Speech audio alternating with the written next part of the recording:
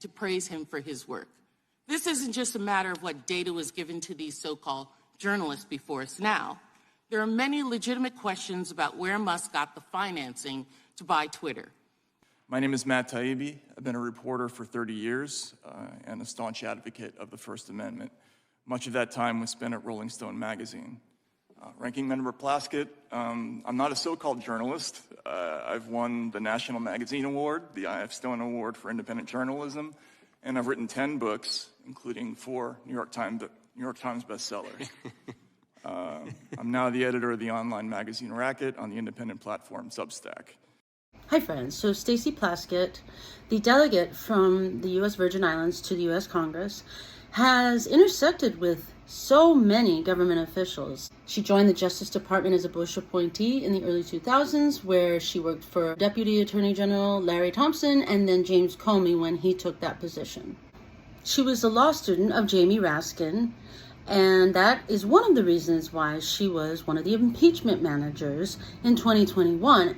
The New York Times ran a profile of her, and they never mentioned that she had been general counsel of the Economic Development Authority in the Virgin Islands when Jeffrey Epstein, was getting tax breaks. There's no outward direct evidence of wrongdoing, but she was literally the attorney for this agency that was giving Epstein $100 million in tax breaks. She was general counsel of the Economic Development Authority, which was at that time chaired by Bryan, who is the current governor. Bryan recently fired Denise George, who had filed suit in Manhattan at the end of 2022 against J.P. Morgan Chase for enabling Jeffrey Epstein's sex trafficking operation. But back to Stacey Plaskett, she worked with Governor Bryan at the Economic Development Agency even after Jeffrey Epstein was a convicted sex offender when he was serving his 18-month sentence in the U.S. Virgin Islands, still getting 100% tax break on excise and sales tax, as well as 90% of all income tax on his businesses. He was a major donor to the university there at the Virgin Islands, to other school organizations, to other charities. He was everywhere. In a way, you can't really avoid Jeffrey Epstein. But it is interesting that she had been the general counsel of the Economic Development Authority during the time he was still receiving tax breaks as a sex offender. She also worked for Erica Kellerhouse, a founding partner of the law firm that helped Jeffrey Epstein buy Greater St. James. He owned Little St. James, which is the one everybody sees, but he also bought Greater St. James later on. He continued his activities, of course, and wasn't busted at all until finally he was arrested back in the States and then was jailed and died in prison.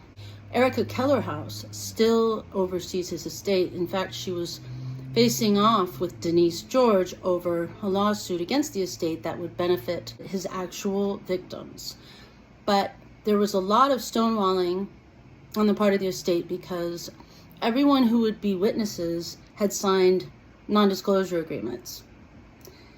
Eventually, though, Denise George did get a big settlement from the estate.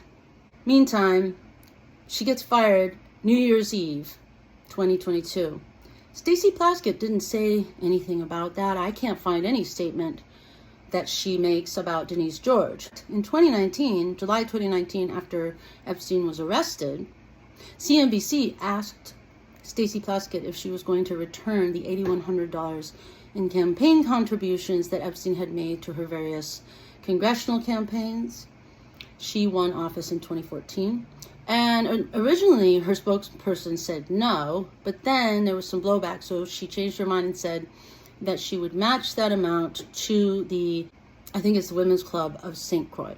But 2 years ago, when she was impeachment manager, the New York Times didn't mention anything about her involvement with the economic development tax breaks.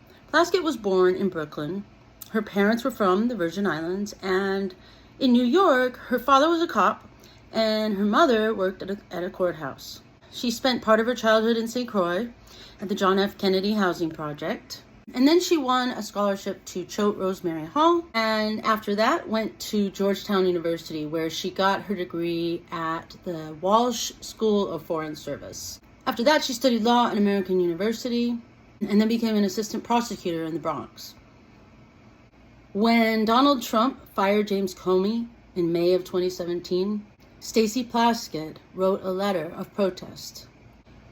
When Governor Bryan fired Denise George, Stacey Plaskett was silent. Now, I know she probably means well in this hearing. After all, the dividing lines of the parties are very, very much in flux right now. The two journalists that testified at this committee on weaponization are notoriously left-leaning historically, but they were invited by the Republican-led committee and the Republican majority to testify.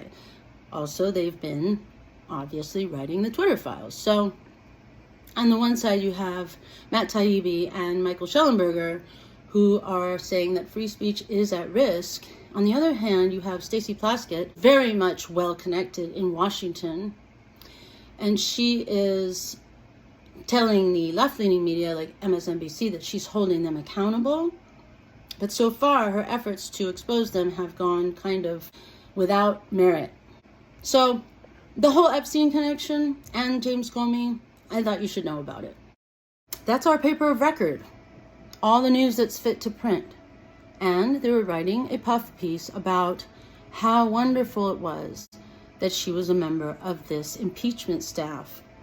Now, I am really glad that she's involved, and I really hope that we can all come together in some way to really get to the truth, because if she is fighting the release of the Twitter files at this point, what's going to happen when she's in the other position and she's trying to expose real wrongdoing on the part of the other side?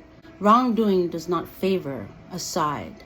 If anything, it just yo-yos back and forth or is present in both. So hopefully Stacey Plaskett will realize that adhering to the principles of the Constitution and the First Amendment is a universal goal.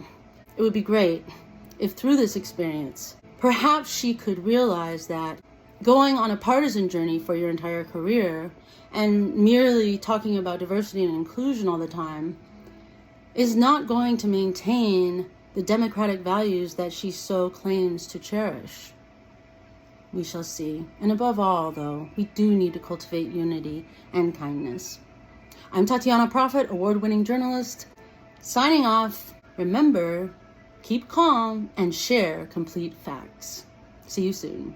Bye.